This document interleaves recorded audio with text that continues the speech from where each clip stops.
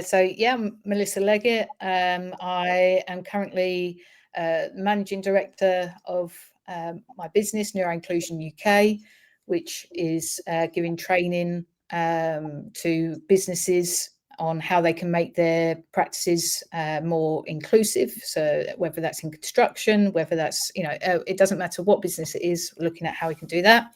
And then my education role is as an autism resource base teacher. I teach in a secondary school that has an autism resource base, and I am the lead teacher for that and assistant Senko.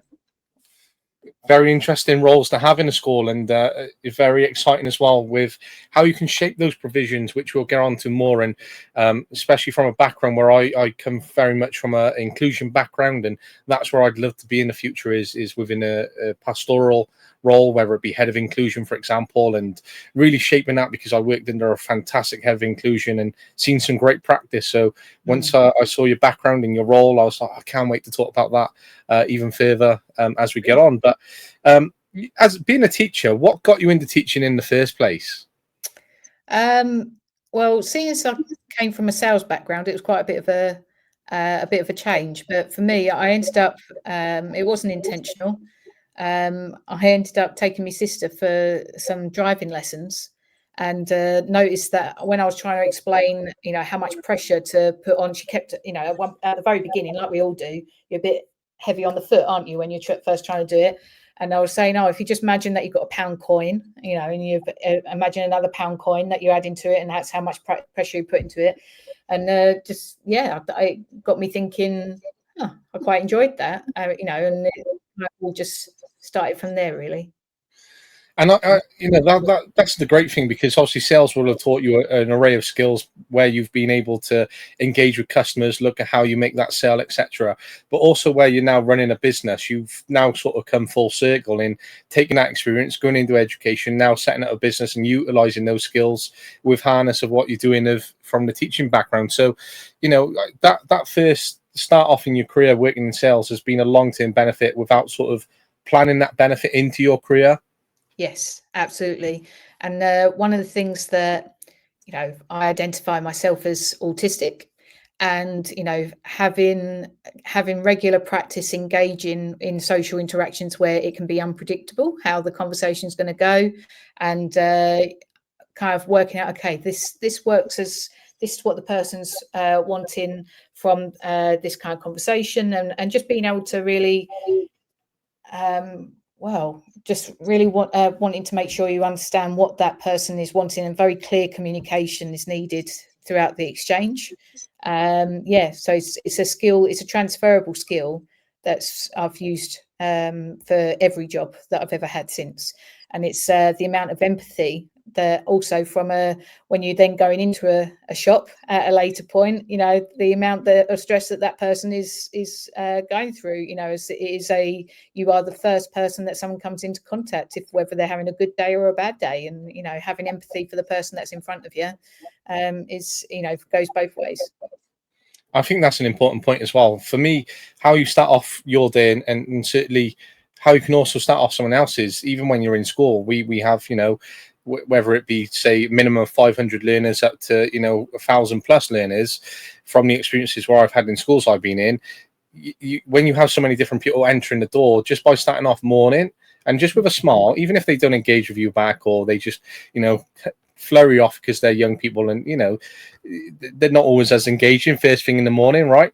But that can just be a great way just to start off the day, and suddenly you might start a conversation, and then you never know. Unfortunately, one of them could have had a bad morning, but you're in a great position then to support them and change their day before they've gone about their day and then, exploded, or something has negatively happened to them because they've just kept it within them. Yeah, it's so important. Like I would say with anything, whether you're a teacher that's been doing it for 40 odd years, whether it's that you're just starting out, anything in life, regardless of your role, it is relationships. Building relationships is everything. Like whether it's from an education background, the teaching can comes after. If you can build a solid relationship with a pupil, even if that maybe regardless of what's going on, if you can the pupil knows that this person genuinely cares about my well-being, everything then follow. Everything is so much easier afterwards. The teaching happens. Even the times when it's really tough and maybe things are getting stressful. It maybe the times where maybe you didn't quite want it to go the way it went, and it's just that maybe the restorative practice that comes from it, a lot comes back to the fact that you put the time in and made their well-being, and you building that professional working relationship with them is really important. And I fairly agree, and I'm completely on the same page as you there. And for me, relationships are always first, and certainly how you build that. And then, I was talking about it earlier with another educator. So next week I'm off to do a PGCE. I've been in education for years. I've just spent 3 years managing a behaviour provision and focusing massively on restorative justice, which you talked about there. And I've been a teaching assistant for a few years before that, and then I was an alternative education tutor. So I've got a wonderful array of experience, but now I'm looking forward to actually being a teacher and looking forward to getting my own classes and stuff like that, right? And there's lots of things as we get to talk about here within this conversation where I'm also looking at it like my own CPD, where I get to talk to experienced teachers like yourself and just get those insights as well. So, you've just said you've been back for 3 days, and, there's a number of students which you'll work with, and those relationships are first, and that's something which I'm firmly behind. But when you first got your new classes, there's going to be new students. How does your first lesson look? How do you establish those relationships from the off? I think it's really important that before they even enter the room, you've already established things already. So, the fact that I will be standing at the front, the classroom door, open body language, like good to see you. I'll make a point of, that I'll have the if I can, with some of the names, if I'm familiar with them in previous years. If I'm not, then it's, good to see you, that kind of thing as they're coming past. But each person having that personalised welcome as they're coming past me. It's also an opportunity for you to check things like uniform, it's also showing your high expectations before they even enter the room, that, you coming in here, I have standards, and it's okay, so top button or, shirt tucked in or whatever it's going to be. And just, I'll have it quite clear, straightforward of, okay, you go come in, there's a starter on the board, or if it's the very first lesson, find your name on the board, that's where you sit in, get your stuff out, and there's an activity ready to do. Having something that's engaging the minute they walk in the door, and having your high expectations, I think that goes a long way. But it all starts at the beginning, like the start and ends of your lessons have a big impact. If you get the start of your lesson right, and you have the fact that you'll make it before anyone enters in your room, you're making sure that they're in a calm, productive mindset, sets the time for the rest of the hour or the 2 hours that you've got with them. So it's and then in the last 5 minutes, I'll be again, right, we're going to do a uniform check, or we're going to ask some questions about what we've learned from the lesson. Excuse me. And then, as they like, whether it's silently or whether they're quietly going out, it's setting that tone that it's just in here, this is a productive workspace. And, whilst they're actually getting on with work, it will then be that I'm giving them regular feedback. I'll be showing a bit of an interest in terms of what they like doing, or, oh, I see that you opted for doing that one, and going a little bit and making it natural within the context of the lesson, but still trying to find, okay, what does this person prefer? And trying to just keep that mental note. Okay, so when it then comes to lessons where maybe it's not their favourite, they've made choices, and they might not want to always carry on with your subject, or, if it's maybe they're just not having that best day, you can rely on the fact that you've put the work in already, and you both know that, okay, we're going to get through this together, and it's relationships is key for me. Thank you for that insight. Appreciate it. And I think that's a great understanding of how you set your expectations, and also a routine within that as well, because as soon as they know they have to have your lesson, oh right, I'm walking around the corner, is my top button done, am I knowing I'm going into that expectation? And when it comes into it, I think being visible on the door is really important. I've gone from a school where it's paramount to be visible on the door. You're on your door, your classes line up, and you introduce them. And then I've been in a school where when I first started and I stood out next to the door of my classroom, I'm looking around and no other teachers have stood there at the start of a lesson. And I'm like, wow, this makes such a difference for the students just around the building, just them casual nature. And my last school, we had no jackets on inside the school building. So wear them, take them off as you get in on the bottom stairwell. And then by the time you get to the lesson, it should be off and away.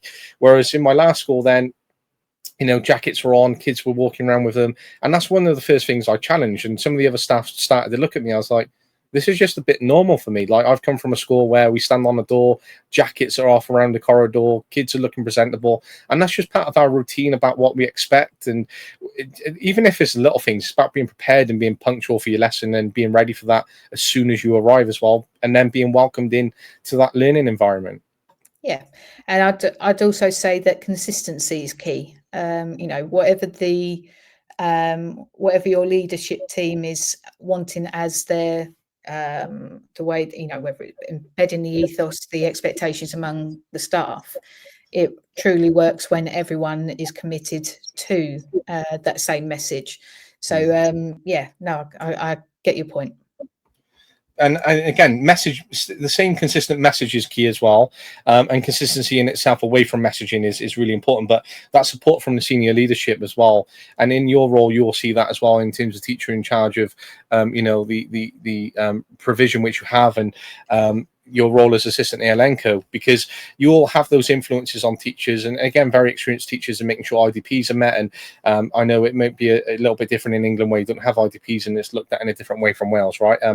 But you know, where you have those support plans for students and things that you can be around to support with, they're the most important things, where you can get that communication across and then work a part of your wider team with the Elenco, with you know, teaching assistants and supporting, you know, those students, because there's often times when they can go missed within the system because that isn't being communicated out, or there hasn't been a clear strategy, or there hasn't been the support networks in place. The work has been done, it's suddenly on a shared drive, and all teachers are expected to read all these different profiles and then carry on. Well, actually, okay, that's great, and it's organized in a place, but then how do you push that? How do you drive it? How do you go in and support? How do you make sure those students' needs are being met before, you know, their parents and carers are ringing in because those needs haven't been met? So you're in a great position where you can influence and support teachers across the school. Yes, and I think that yes, I think there's a lot of opportunities for making things more efficient in terms of where to find things. And, you know, it certainly makes it a lot easier with your GPDR, that it's not all being printed out and then there's accidents of that kind of stuff. But it relies heavily on, you know, we still got to have, like, on the first day back, or, you know, frequent communication throughout the year of, by the way, this person will need this. You know, like, we'll have for us, we make use of pupil information sheets. And, you know, if there's changes to it, we can send out a round robin. So each of their teachers then get informed that there's been a change to it, and they can then go in and have a look. It needs to be that you're present. You need to be, you know, approachable throughout the course of the year, and that there are frequent updates that are coming out about the SEND department, the pupils that are under that hat. You know, key messages that are given to staff, by the way, just something to be aware of. This is what, you know, this person would really benefit from right now, and trying to be very mindful of the workload that teachers are under. So what are things that actually is a very reasonable thing that either we as a SEND department can help you with, if it's a little bit more onerous, in terms of making some resources or something like that. But if it's actually, you know, the first point of call should be quality first teaching. And, you know, is there other things that actually, that's, you know, most of the time, most strategies for SEN, you might think I'm starting out as I'm just trying to help this one or two pupils, but actually they're normally helpful for everyone if you put them in place. So it's although it might take you an extra 10 minutes or an extra 5 minutes at the very beginning, it's if you can get into a rhythm of doing that and it becomes your normal practice, you're actually probably making your teaching easier for all of your pupils. And you're seeing, you know, to teach to the top, you know, we need scaffold from the bottom. So if you're making sure that everyone can access that learning, it just makes, I'm a big fan of working smarter, not harder. So it's you know, if it means that we're actually, you know, doing two things at once, then, you know, what's so wrong about that? You know, if we can make the resources and actually other people are benefiting from it, that's the whole point of an inclusive classroom, isn't it? So it's yeah.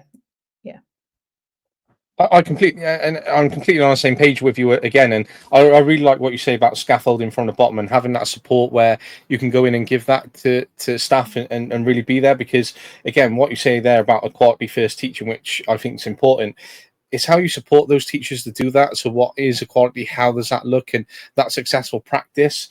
And I think that's important because, again, we can go in and we can say, right, we really want to do this as part of our vision. We want to instill this in our values. So actually, how does that look in practice? How do we instill that? How do we support staff? And, you know, staff might see that as a bit of change, or they're reluctant to it because they're experienced teachers and suddenly they're being told what to do by someone who's maybe a little bit younger and you know, has built up great experience or different insights. And there's lots of different things which I've seen in education over the years, right? And you're always going to face a barrier no matter what factor it is. But I think supporting your staff is really key. And you know, that scaffold is important. And even if you can just go into a lesson, you've got the resources already printed out, and then, you know, you've got an ALN learner. So for example, when I was a TA, we'd print off some of our work, and then suddenly he's got that on the side ready. And then there's a bit where I know, okay, this will be a time task, right? Cut this out, stick it in, let's read over it in this time. He's up to date with the time that he's had. We're on the same page as the rest of the class, and I've been able to explore it. So something really easy where some of the other students might have copied off the board, he's been able to stick it in, whereas he would have been well behind that time, and it would have taken him a longer period because he's processing, he's trying to read it from a distance. You know, that he has slow handwriting as it is. So they're just little minute things where I've seen it, and I'm like, right, okay, that's going to take me about a minute to print off, if that, and he can just stick it in and wear it in a place where I can support him. And I think that's important, just little things where you can make your life easier as a teacher. And I've seen many times where teachers have made it really difficult. And even for ALN learners where I've been stood in the class and almost, you know, cringing because they want them to write out every word that's on the board. I'm like, unfortunately, this student doesn't have that capacity within the time frame available. If we had all day, then yes, we might have had that, because again, there's those factors which I spoke about. But you could have just printed that off for him, or you could have just changed that in a different format, and it doesn't have to be like that exact way. I think we were taught by our Senko about, as well as other members of SLT, about cognitive load theory. Mm. And, you know, I think as soon as you then, when you've got research based evidence that's then fueling what we're doing, it then can make a lot of sense. You know, if we have, you know, if I'm then saying actually the amount of load for this person, you're teaching them new content, as well as the amount of working memory, the amount of extra effort and processing time into just doing the writing for this particular person, you're losing the effectiveness of your lesson because they're spending so much time on that one task. You know, are there bits that we can actually reduce? What is the key objectives of this lesson? If it's I need to learn this, you know, and it's not actually the main focus of the lesson being that we need to be able to, you know, write a certain amount of words in a set, then we change it. Like it's like you say, it's if the like in that lesson that you were describing, the key point I would imagine was not let's see how many words we can get down in a particular amount of time. There was an objective to that lesson that was very different to that. And if at any time it's got to come back to what are the outcomes of this lesson? What are we really wanting this person to be able to do by the end of this lesson? And if that means that the reasonable adjustment is that we give them a printout of the resources so that they can stick it in, or they can annotate it, or the fact that they can use a laptop because actually the proprioceptive, like the your senses for where you're the amount of force to put on the keyboard to, you know, to use a pen. If it's actually the reasonable adjustment is that they're doing that instead, then there's nothing wrong with that either, is there? So it's being flexible. What is in the best interest of the child? What's going to get the best out of the child? And you think as adults, we do exactly the same thing. How can we, okay, how do I best thrive? Well, I prefer to be able to type because my my handwriting changes as the lines go on my page. Like, you know, but you know, words per minute wise, I can be up there, you know, about 90 odd a minute, and I can get a lot more done. It's working to each person's strengths, you know. So yeah. Again, really important how you framed that, and really beneficial as well, because as you were talking now, I was writing just some notes down, and I think they're so important. Just simple questions for you to structure your sessions around, and certainly your lesson planning. Okay, you know, again, teachers are overloaded, which we spoke about. Actually, just sitting down maybe for half an hour in your PPA and being able to go, right, this is what my next 5 lessons look like over the next few days, or the next day, for example. How can I just make those little adjustments? Okay, right, I'm going to stay extra half hour after school tonight. Okay, not always in everyone's case they can do that, but they're just little things that you can adapt and be able to do, right? And even if you can't find that extra time to, you know, stay half an hour or come in half an hour earlier, actually, okay, right, let's get all this prepared, and then, you know, in a few weeks, then there's other ways around it. And unfortunately, we can't always do everything in the moment, but if we just start to strategize some planning, then we will put ourselves in a beneficial position rather than trying to play catch up all the time. Yeah, no, I would actually say the, you know, use of AI. You can put in there, I'd like this particular, so whether it's uploading a PowerPoint or whatever it's going to be, I'd like this, I'd like to have a task analysis for a pupil that can you know, requires additional processing time, and I would like it to be in a first then after layout, so to help them with not feeling overwhelmed by the amount of tasks they got. And it within seconds you've got it. The what would have taken half hour to an hour 5 years ago, seconds. All that you've then got to do is check, you know, your quality checking, is it actually correct what it's done on there. You're doing a quick skim rather than it being you're making something from scratch. It doesn't have to be that you're taking ages up. You can be making use of technology to help you with doing it. And again, that's putting no details or no names or anything like that in it, to, you know, so you're keeping yourself safe that way. No, again, I think that's an important tip as well, and again, something which I think is important to explore it, and as you touch upon it there, and it's something which I used last night. I mentored 2 young people, and they were doing applications, and both of them were bouncing questions back to me about their individual question which they were on, and because we had the online mentoring session together, and part of that application process was, they were asking me this bit and that bit. I was like, okay, you're both bouncing questions off in a little bit of order. One's a couple of minutes ahead and whatever. So I just used ChatGPT. I copied and pasted the original question. I changed the format of it around. I went back, sent it to one of my mentees. I said, right, you got the basis of this.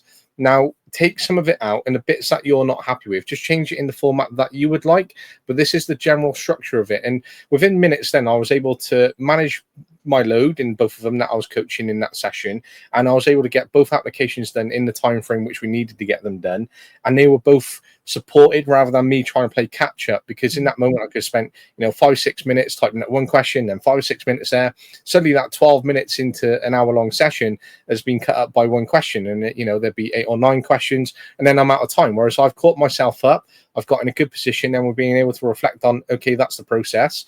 You're not going to become reliant on AI just to copy and paste an application and get that done. You have to put in the type of question that you want, look at the information, then make that adjustment so it benefits to the way that you'd like to tailor it and get your theme across, but using it as a tool, not to replace what your ability is to do. Yeah, absolutely. You know, I think the bit with you just can't be replaced. You still got to be putting the work in. It's still got to be put in. It's still got to be your original thoughts, but it's a very helpful tool if you're just wanting to. I'm thinking if it's for staff, it can be making your job a lot easier. yeah, if it's for pupils, then responsible use of that, and that's where teachers are needing to make sure that part of what they're delivering is how to actually make good use of that as well, isn't it, as part of their delivery? Absolutely. And in your role as teacher for the autism resource base, right, how important is it to have a provision like that within a school? And what are the successful practices which you've been able to instill since you've been in that role? I think it's really important to have more autism resource bases. It's the SEND code of conduct. You've got, each child is entitled to have an education that is fit for their age, their aptitude, and their ability. The way that schools are built, like the buildings that they're in for most of them, and just generally society is built for the PNT, like the predominant neurotypes, so those that are not neurodivergent. So having an alternative space where we can just go and find a quiet space, and that, if we need to have a little bit of a break, or if we need to have a personalized curriculum so we can be strengths based and being at their best, I think that's really important. In terms of practices that we put in place, I think one of the things that I've done is embed neuroambassadors, which is a program which teaches all pupils, not just neurodivergent, all pupils about neurodiversity, the strengths of it, and how we can better support each other. I think that as one of the key things that I've done has really helped with, you build an ethos of that everyone has their strengths and their challenges. Every single human on this planet has strengths, has weaknesses. And yeah, it's just, okay, well, how can we get the best out of everyone? What can I be doing to help the person that's sitting on the, next to me? And whether that translates, whether it's in a classroom or in a business, and that's where I'd say it's gone with the business as well. But it just builds a culture of inclusiveness. It's just, okay, it's not a deficit. We're different. That's it. It's a human natural variation, and that's that. So I think it's excellent having an autism resource base, but you've got to make sure that the ethos and the culture is there for it to be that there's never a case of them and us. It's just different. We're making use of different workspaces so that we can all get the education that we're entitled to. I also think that having visual schedules is really is such an easy win. Like having at the beginning of the day, even though you have a diary or a timetable, the fact that the kids can just come in and look at the day. Okay, so I've got this lesson today. I've got that's going to be in this room with this teacher. This is the person that's going to be supporting me. Cool, I know that. Okay, and I can then get myself organised. Because if we think with some of our learners might be that we struggle with getting ourselves organised first thing in the morning. Not everyone, but some. And just having that there, it's just a moment of, okay, I can take a minute. Everything I need to know, my executive function skills, I don't have to worry about finding my diary, finding my timetable, working out what day I'm on. The bit that I need to know right now is right in front of me. All I now need to do is get the books that I need for that particular lesson. And over time, because what you end up doing is you're instilling good habits. It's still that they're getting themselves organized, but it's taking away, so you're setting them up for success. That these are things that we can have if we have this is something that translates into later life. We end up having, okay, this is my to-do list, these are the things I've got to do today. Or we can make use of Outlook, for example, or similar, and we have it in our calendar of, okay, at this time I've got this and this time I've got that. You're instilling good habits that are transferable from the school place into the workplace. And again, it's something so simple, and I've seen that in practice in a school that I was in before. We'd have an autism resource base, and the students would be based down there, and they'd have a few classrooms. They'd have their own outside space, and it worked really nicely. And it was one of the first times I've seen that in practice of dedicated space for students who have ASD, and they had their own workspace. They'd come in and they'd be able to check in the morning. So before they went out to form, they'd arrive at school early. It'd just be a chance for them to get on their desk, and they'd have whatever they've left there the day before. So if they had a bit of putty, it was just left there. It's their desk. No one would go up and clean it. It was just theirs, and it was really nice. And one of the students which I saw had like a strip on his one desk, and he had a little bag, and it'd be all the lessons, and then it'd say base if he was down the base, and they'd have a session there, and all these other sort of cutouts. And on the back was a bit of Velcro, and then you just go in and place like lesson 1 maths, lesson 2 English, and then so on. And just something so simple, so effective. And when I went to my next school, and I had a student who had ALN, and he was a bit disorganized, and that's one of the biggest things which I worked on with him was organization, just of himself, and that massively improved over a year. But something which I took benefited him. So right, what does the day look like? Right, we got this. Okay, so what time's that? Okay, that time is that time is that, and then break. And then we just revisit it after break. Then we look at 3 and 4, and we just break it up in chunks. And then after a while, then he started to learn what his day was like, and was telling me what he had tomorrow.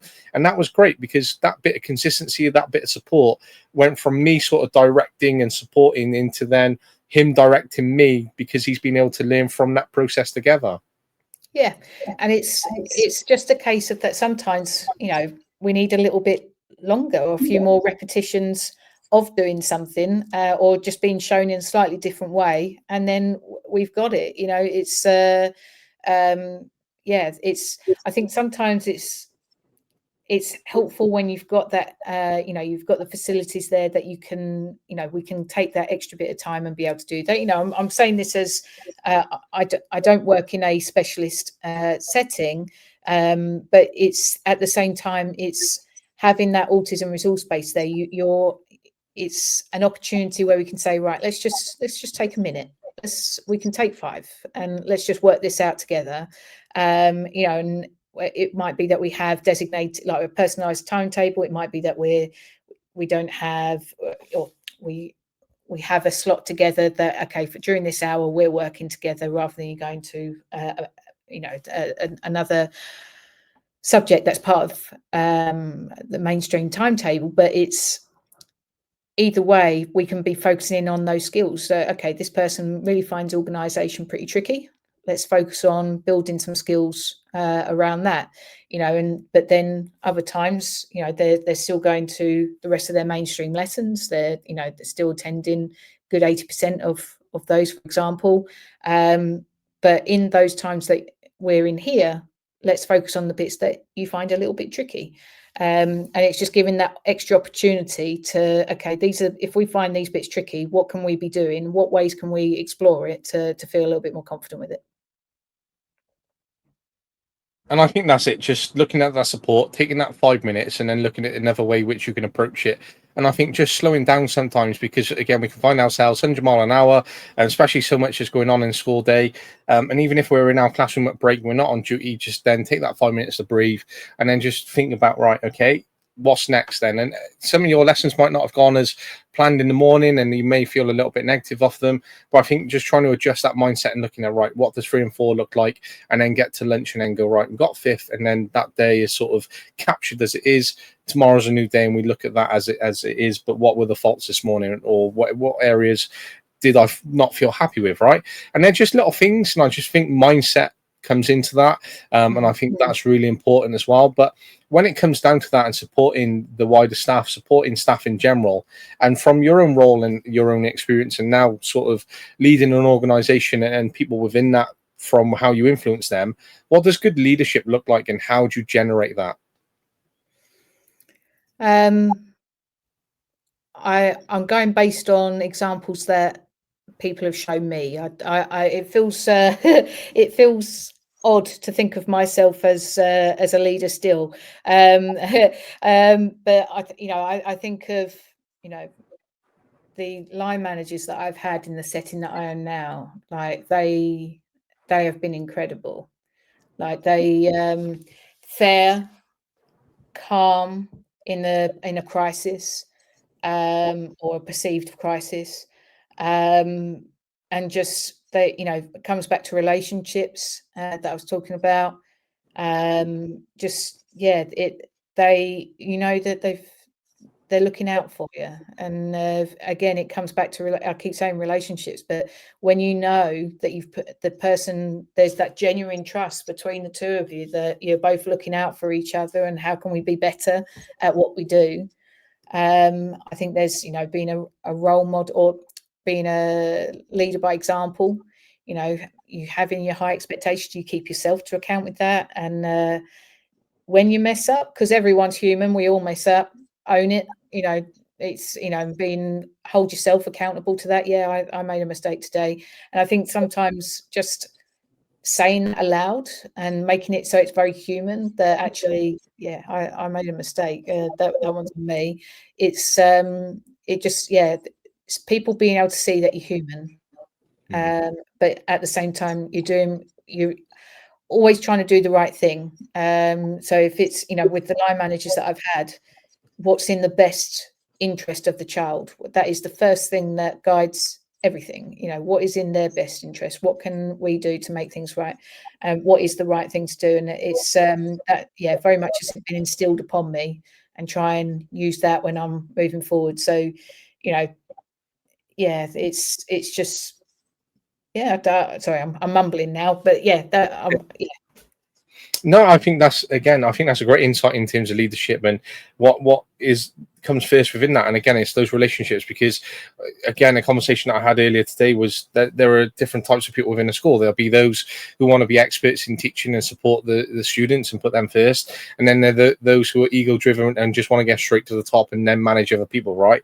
And then as they become those people at the top and based on ego, perhaps some of their good leadership skills go out of the window, because again, we're in a world where that ego can come into play, and again, it's a bit of power play sometimes within that. And it's interesting to talk about the different perspectives from an educational point of view, but also different types of leadership, different type of people, but also trying to create those culture, those environments, looking at good practice, what strategy looks like, and trying to highlight all these great conversations from the great work from individuals and professionals like yourself who are able to come on and give these insights and explore that. And for me, again, looking to go back into education, but in a teaching perspective, it's great to listen and learn off individuals like yourself, and continue to take away these insights and ask you these great questions certainly as we move forward. But there's a theory, and again, you touched upon a theory earlier, right? And it's part of the reading which I've been doing. And it's called the Goldilocks theory, right? And I'm not sure if you've ever heard of that, but the Goldilocks theory is based upon actual Goldilocks herself and the tail. So she doesn't like the porridge too hot, she doesn't like it too cold, so she likes it in the right balance. So applying that to learning is that work isn't too challenging, it isn't too easy for students not to get, but it's in the middle. Now, if you're looking at that from a teacher and with your experience and considering, your role as assistant Elenco and teacher in charge of the base,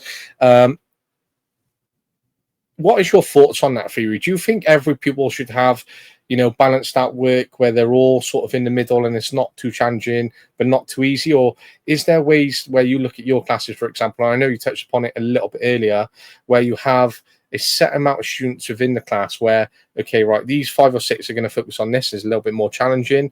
Again, these perhaps are the LN students in the class, and you've made those reasonable adjustments. And then for everyone else, they're sort of in the middle, and then you can visualize where you sort of pick up to go, right, you're going to be challenged, right, when you on that next question, right, we're a little bit behind, I'm going to sit with you and explore that. Like, do you believe in that sort of theory and visual learning around the classroom?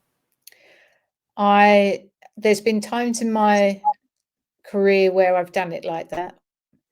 I don't do it strictly like that now. I like it to be if I, as soon as I start attaching a label of, right, they are the ones being challenged today, I then have concerns, because I've now put limits on my expectations for everyone else. So I'm very much, I make sure that, okay, so what are my outcomes for this lesson? I'll be thinking, okay, I purposely make a point of anyone that feels that they can demonstrate to me that they can show me that they've got these outcomes already, like they've already reached these objectives. You can demonstrate to me, and here's some more challenge activities, and everyone has access to those more challenge activities. I think that with your reasonable adjustments, you know, those adjustments are there so that they can still access the further challenge. It's what can I do to make it so that they can, this person, whether we are SEN or whether we are a more able and talented identified pupil, it doesn't matter what category you're in, what adjustments do I need to be putting in place so that you are able to access the top level content? As soon as I start putting a cap on someone, that, you know, I'm not going to get the best out of them. It should always be what is the next thing I can do to allow them to access the higher level content. Yeah. What a great question, and the way they phrase that again, because I think that's so important. And again, something which I'm taking away from that and learning those different insights from you. And so it's how I'm starting to perceive, right, what would I want in the classroom? How do I look at these students? What learning environment do I want? How am I going to challenge them? How do I ensure that I've got my LN students inclusive and supported and giving them the resources that they need? How do I utilize the teaching assistant? So they're all the things where I've been able to see over the years, but now I'm going to be at the front of the class and I'm trying to look at all this experience, but also be in a different role and apply that. And I think it's really interesting, and looking at different ways you can constantly learn and adapt, because that's one thing that I really want to do. I don't want to stay doing the same thing for the next 10 years, for example, and having the same ways of teaching. And you've said it there, you've made those adjustments, and that's the same thing that I want to do, is make those little adjustments as you move over time. Keep looking at different ways you can support pupils, especially as, you know, the demographic needs change, and you know, there's more research which goes into things and scaffolding from the bottom up. And I think that's something which I'm always going to be doing, is right, how can I look at this class? How am I going to look at that one? How does this class differ from that? I don't need the same approach. How does that alter? But my consistency stays across it, but they perhaps that nurture class needs a little bit more support and time. So then I slow that down. I planned perhaps one lesson or two lessons, right? So I'm starting to make those adjustments and that planning around the classes, making sure they all get that consistency and support within that. Yeah, that sounds great. So before, so one of the areas which we have, right, Melissa, and this is now focusing more on NeuroInclusion UK, and certainly delving into that Neuro Ambassadors program, which you talked about, which I'm fascinated by both. So you've become the director of NeuroInclusion UK. How did that come about, and what are your values within that organisation? So I started Neuro Ambassadors within my education setting, and it picked up a fair bit of interest. I have an extremely supportive school that were more than happy for me to try it. So we started it off as a bit of action research with our local council, piloted it, and based on its success, we then went deploying it to whole school. It then started picking up interest, not only in the local area, but in Massachusetts, in Texas. I did some webinars for a charity in Nigeria, and as well as other places. And it was what was actually one part or small part of my role in education was actually becoming something that was much bigger. And so, yeah, I ended up setting up a business, so NeuroInclusion UK, with, how many of us are there? 5 very like-minded, like-minded in the sense we've all got our different strengths within the team, but all like-minded in wanting it to be a much more inclusive society. So, you know, we've got people from all different types of educational settings that have their different specialisms, and we've got someone that's within their own business as well. And it was, well, what can we do to make this more inclusive? How can we make this go further? And at the same time, not taking over what I was doing in education as well. So it was, so it was building on that. So as NeuroInclusion, it's focusing on how can we support schools, but also how can we support businesses.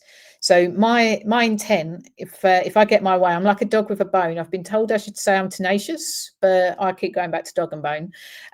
Is, you know, if I get my way, I want it to be it just becomes statutory guidance that all children are taught about neurodiversity.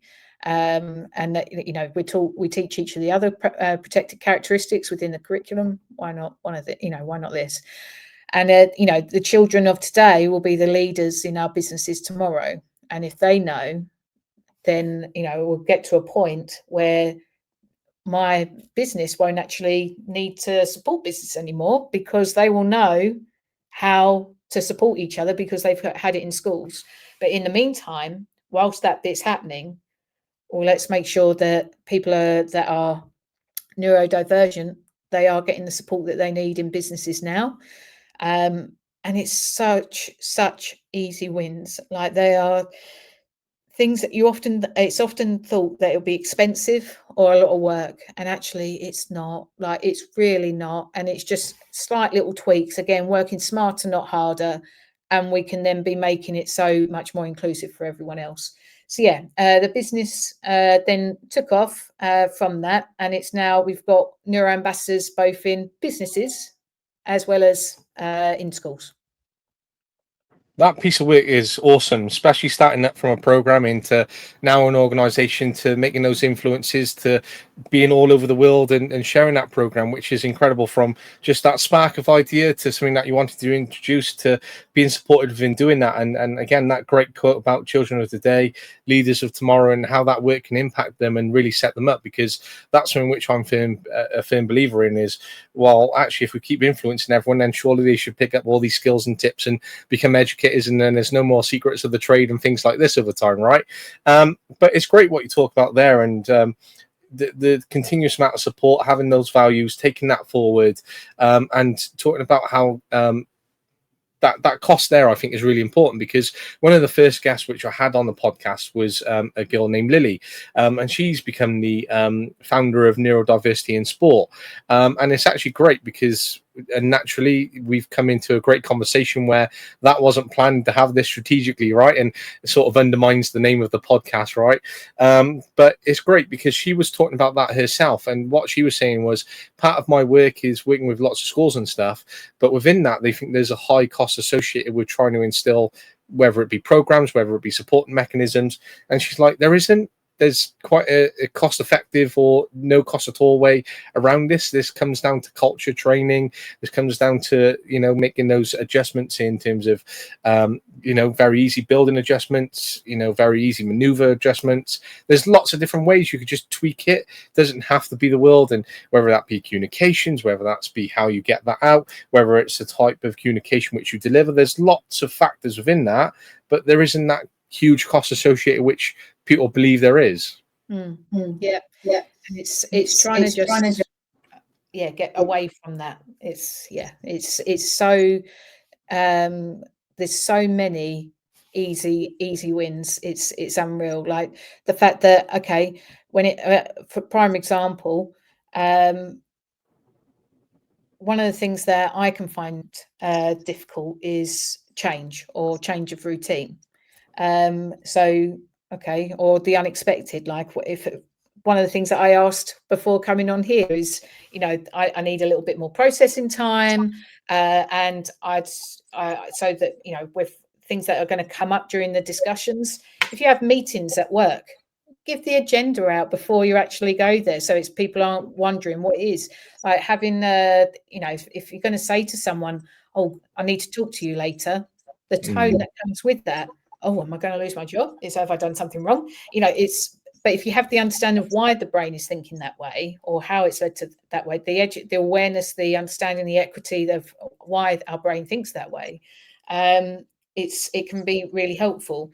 You know, another easy win would be if you know that someone can forget things quite easily.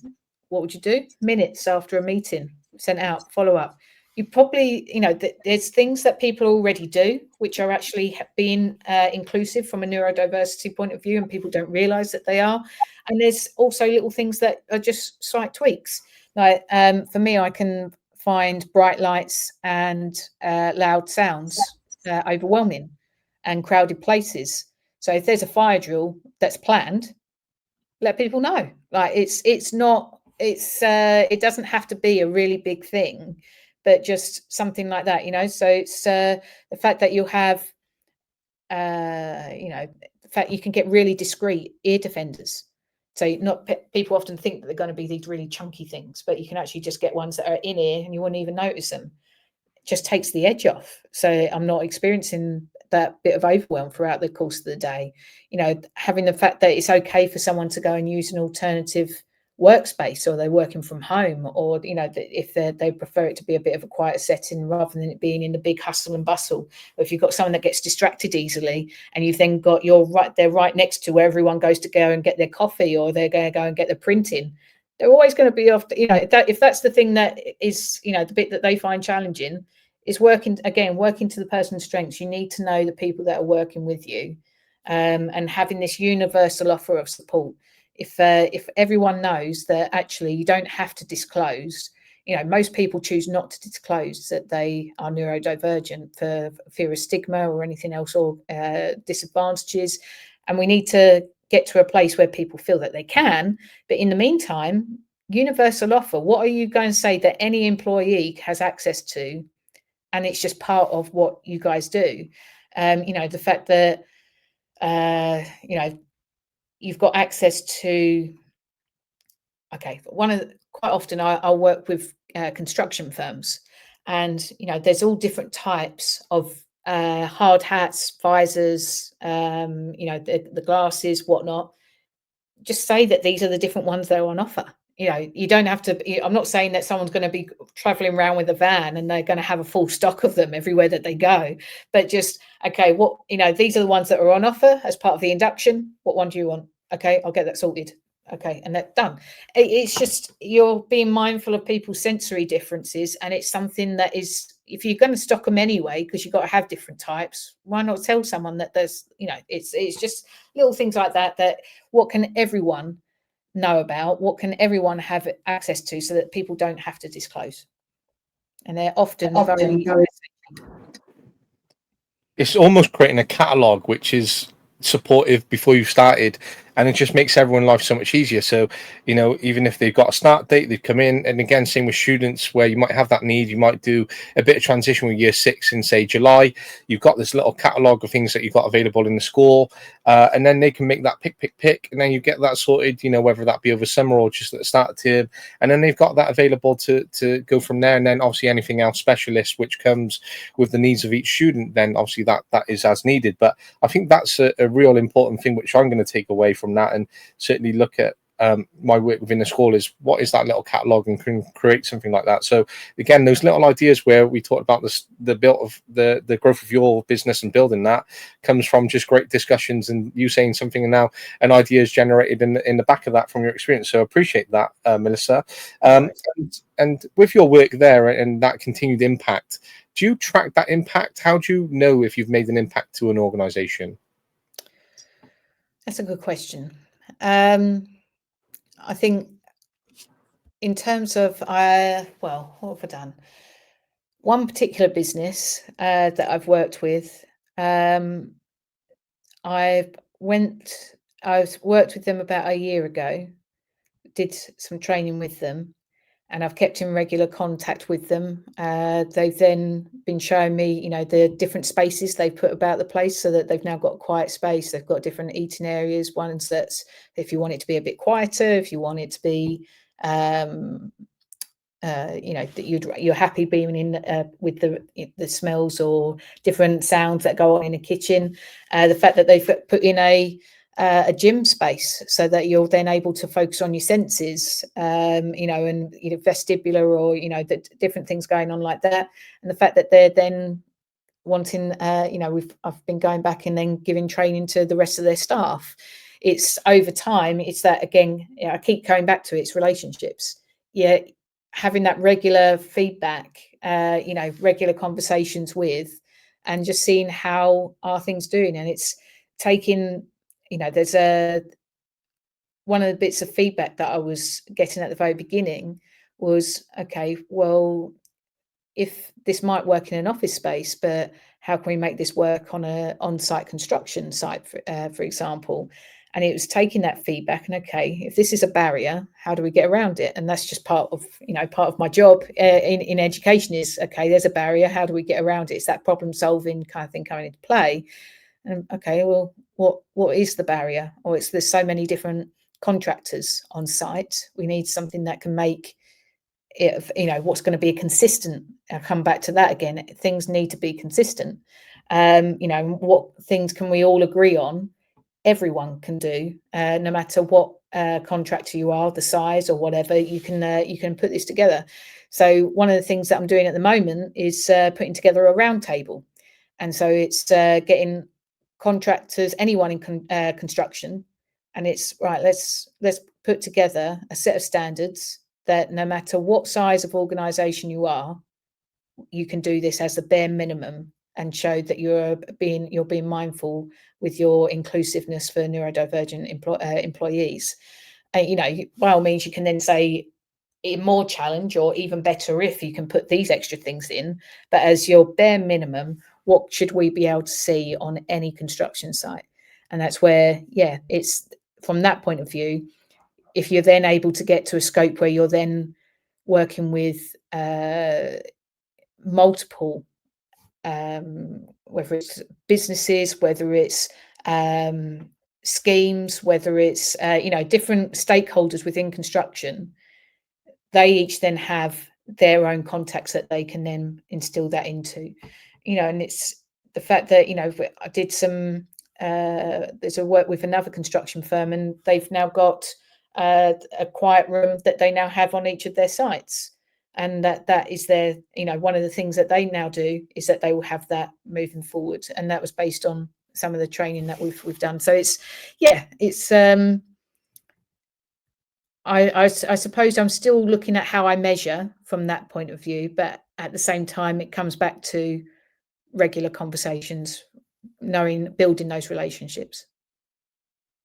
Absolutely. And I think the more that you continue to do that, the greater the relationship, the more that you can continue to support them, and also the impact that you can have naturally through your organization, even if that's just advising, even if that's just regular catch-ups and check-ins and lots of discussions. And again, you can influence that naturally just by having that discussion. So I think that will come into play over time. And I'm conscious of time, Melissa, and there's only a couple more questions that I want to ask you to make sure you're off on time.